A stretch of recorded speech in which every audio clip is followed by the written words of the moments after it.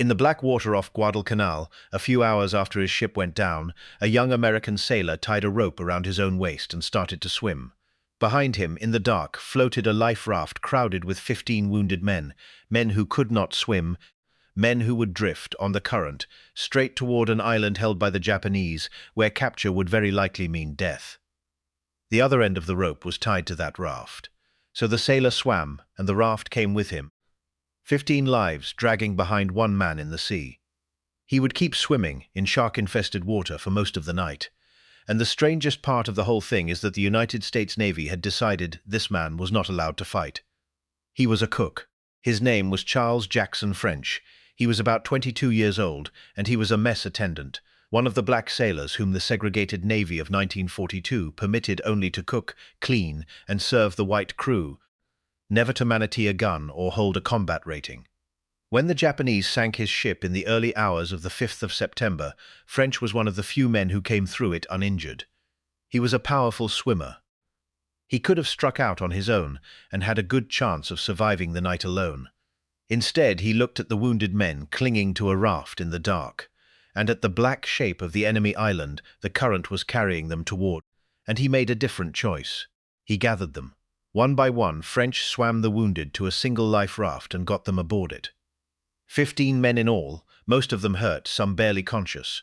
On the raft with them was one of the ship's few surviving officers, an ensign named Robert Adrian, himself wounded, and there they sat, low in the water, drifting, with the sound of Japanese guns still rolling across the sea behind them and an enemy-held coastline growing slowly closer in the dark. Somebody had to move the raft, and there were no oars that would do it against that current. So French said he would tow them. Adrian, looking at the size of the ocean, told him it could not be done. French took off his waterlogged clothes so they would not drag him down, had the rope tied around his waist and went into the water at the front of the raft, and he began to swim. He did not stop at the edge of exhaustion, or when the raft felt like an anchor, or when the shapes moved in the water beneath him. He swam through the dark, hauling 15 wounded men behind him by a rope cinched around his own body, and every so often, unable to see the shore or the stars well enough to steer, he called back to the men on the raft the only question that mattered. "Just tell me," he said, "if I'm going the right way. Please take a moment to subscribe to the channel and to give this video a like and stay with us all the way to the end." He lasted the whole night. The exact number of hours is not certain. The survivors and the later accounts put it at somewhere between 6 and 8 hours of continuous swimming, but the essential fact is not in dispute. For most of a tropical night, Charles French towed that raft, and he did not quit. Think about what that is. Not a sprint to a nearby boat, but hour after hour of open ocean swimming, in the dark, against a current, with the dead weight of a loaded raft fighting him for every yard.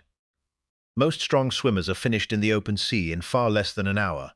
French did it for a night, with 15 lives roped to his spine, and he did it in some of the most dangerous water in the world. These were the seas around Guadalcanal, and they were, by every account, thick with sharks.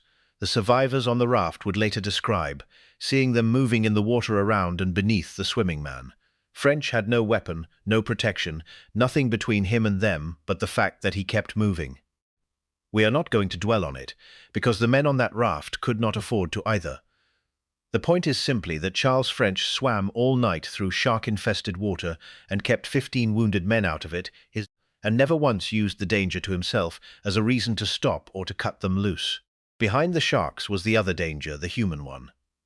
The waters off Guadalcanal that night belonged to the Japanese, whose warships had just sunk French's ship and were still in the area, and whose troops held the nearest land.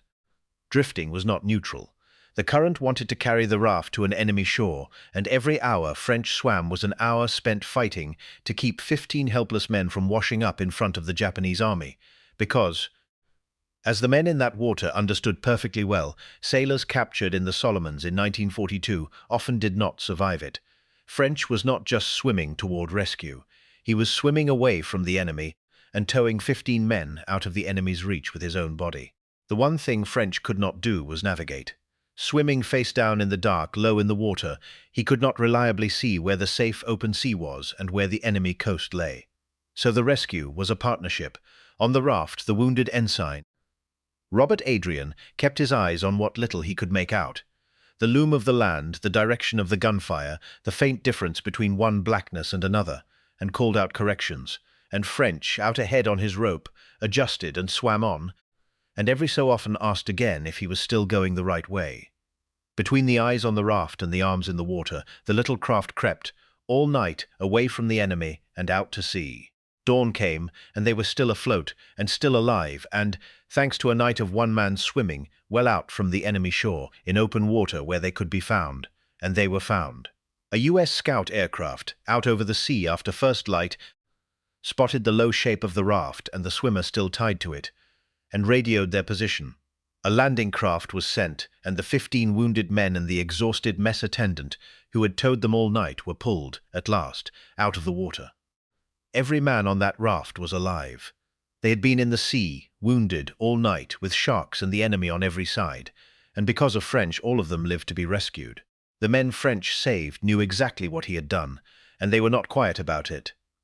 6 weeks after the rescue, Ensign Robert Adrian, the officer from the raft, told the whole story to the country on a national radio program about servicemen's deeds. He did not know French's full name. On the raft, in the dark, the men had simply called him French, but Adrian made sure the nation heard what French had done. "I can assure you," he said, "that all the men on that raft are grateful to Mess Attendant French for his brave action off Guadalcanal that night."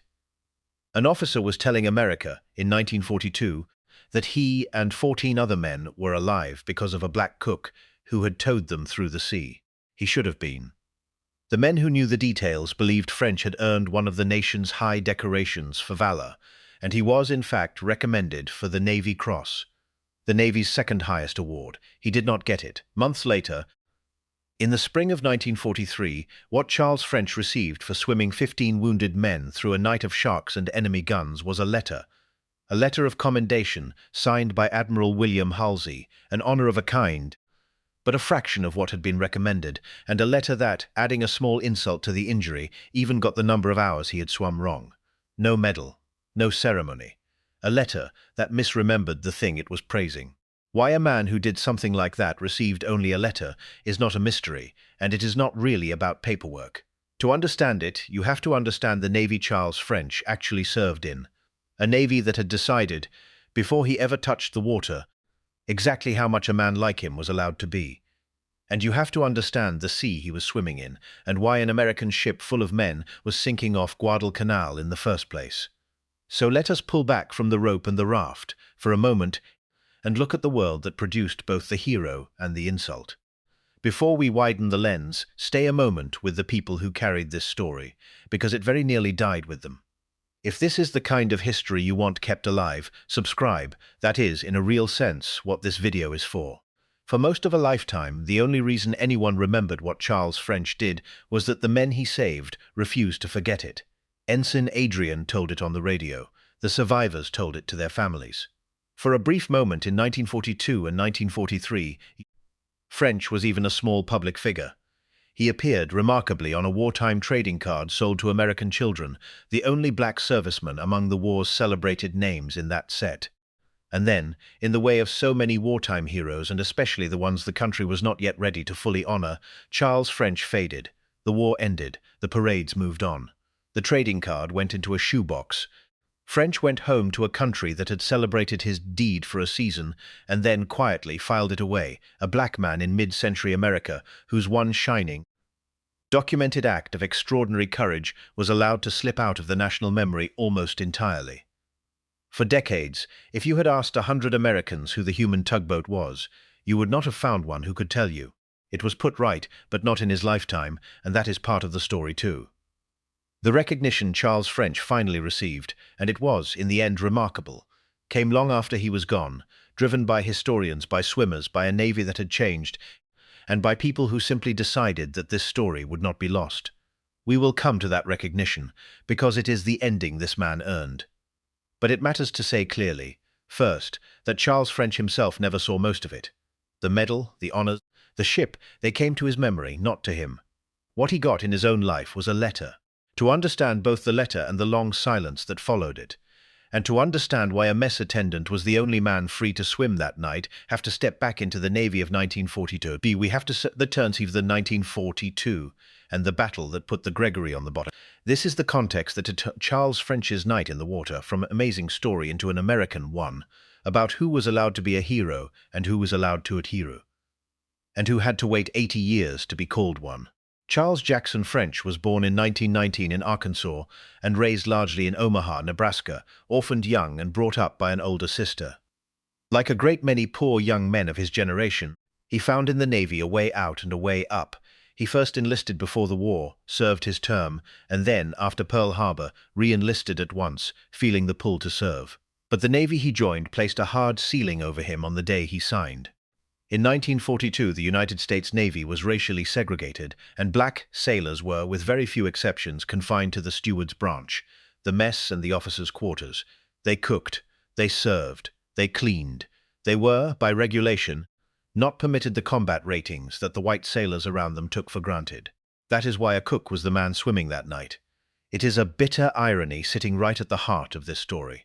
The Navy had decided that Charles French was not fit to fight, and had trained him to carry plates instead of man a gun.